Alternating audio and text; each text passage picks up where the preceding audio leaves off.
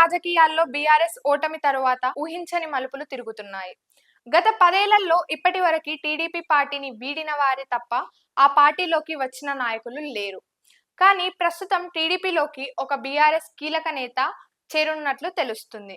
అయితే బీఆర్ఎస్ అధినేత కేసీఆర్ కు మరో ఎదురుదెబ్బ తగులనుందనేది విశ్వసనీయ వర్గాలు చెబుతున్నాయి. అనూహ్యంగా టీడీపీ పార్టీలోకి ఒక కీలక నేత వెళ్లేందుకు రంగం సిద్ధం చేసుకున్నారట. నిజానికి తెలంగాణ రాజకీయాలలో సమీకరణాలు అంతుపట్టడం లేదు.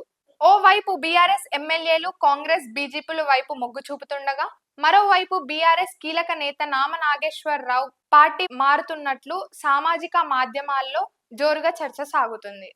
శనివారం బసవతారకం ఆస్పత్రి వార్షికోత్సవంలో పాల్గొన్న నామ నాగేశ్వరరావు త్వరలోనే టీడీపీ తీర్థం పుచ్చుకోనున్నట్లు టాక్ వినిపిస్తుంది. ఆంధ్రప్రదేశ్ ముఖ్యమంత్రి శ్రీ నారా చంద్రబాబు గారి సమక్షంలో మరికొద్ది రోజుల్లో ఆయన టీడీపీ కండువ కప్పుకోనున్నట్లు తెలుస్తుంది.